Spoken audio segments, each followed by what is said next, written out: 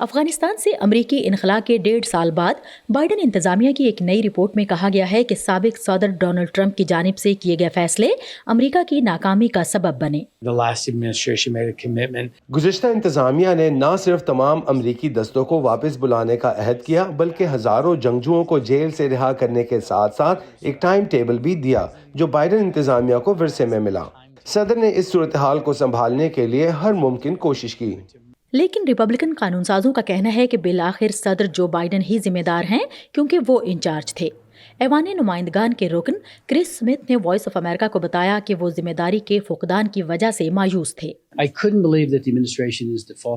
مجھے یقین نہیں آ رہا تھا کہ انتظامیہ ٹرمپ کو مورود الزام ٹھہرا رہی ہے۔ آپ جانتے ہیں کہ انہوں نے یہ شرط رکھی تھی کہ ہماری فوجیں کب افغانستان سے نکلیں گی، اور اس سارے معاملے میں یہ کلیدی نقطہ ہے کہ یہ مشروط ہے۔ بائیڈن نے کوئی شرط نہیں رکھی تھی، وہ تو بس پیشگی اعلان سے 9/11 کی طرح کا فوٹو آپ چاہتے تھے۔ اور ایوان نمائندگان میں خارجہ امور کی کمیٹی کے چیئرمین مائیکل مکال نے وائس آف امریکہ کو بتایا کہ بائیڈن انتظامیہ کابل میں امریکی سفارت خانے کے اندر سے آنے والے اختلاف رائے پر مبنی مواد کو روک رہی ہے۔ کانگریس کو مواد کے بارے میں جاننے کا حق ہے، اور ہم نے وزیر سے بس اتنا ہی پوچھا تھا۔ ٹھیک ہے، آپ ناموں کو حذف کر سکتے ہیں، ہم ایک خفیہ ماحول میں جائزہ لیں گے، لیکن میں خود مواد کو دیکھنا چاہتا ہوں۔ میں نہیں چاہتا کہ یہ آپ لوگوں کے ذریعے فلٹر ہو کر ہم تک پہنچے۔ حکومتی تفتیشکاروں نے اس ہفتے امریکی قانون سازوں کو بتایا کہ دونوں انتظامیہ قصوروار ہو سکتی ہیں، جس میں ٹرمپ کی جانب سے طے پانے والے 2020 کے دوحہ معاہدے کے اثرات بھی شامل ہیں۔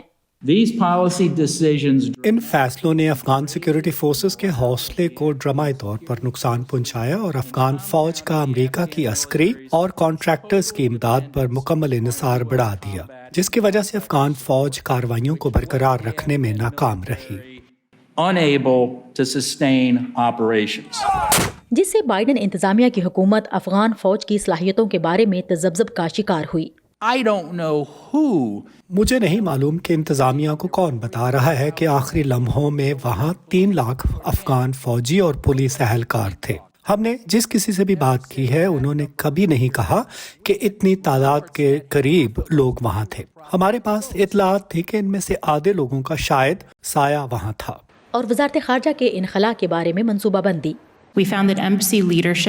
ہمیں معلوم ہوا کہ سفارت خانے کی قیادت انتظامیہ کی جانب سے اس وقت کی گئی پوزیشن پر عمل درآمد کرتے ہوئے اس سمجھ کے تحت کام کرتی ہے کہ فوجی انخلا کے بعد افغانستان میں سفارتی کارروائیاں جاری رہیں گی، اور ان خدشات کی بنیاد پر انخلا کی منصوبہ بندی میں شامل نہیں ہونا چاہتی تھی کہ اس سے خوف و ہراس پھیل سکتا ہے اور افغان حکومت کی حمایت کو نقصان پہنچ سکتا ہے۔ اور وزارت خارجہ کی انخلا کے بارے میں منصوبہ بندی۔ میکال کہتے ہیں کہ کانگریس 26 اگست 2021 کو کابل ہوائی اڈے پر خودکش بم دھماکے کی تحقیقات جاری رکھے گی۔ کمانڈنگ آفیسر کون تھا جس نے خودکش حملہ آور سے نمٹنے کی اجازت دینے سے انکار کیا، جس کے نتیجے میں 13 فوجی اور خواتین ہلاک ہوئی؟ اس حملے میں 170 افغان شہری بھی ہلاک ہوئے تھے۔ کیتھرین گبسن کے ساتھ سعدیہ زیبران جھا، وائس آف امریکہ۔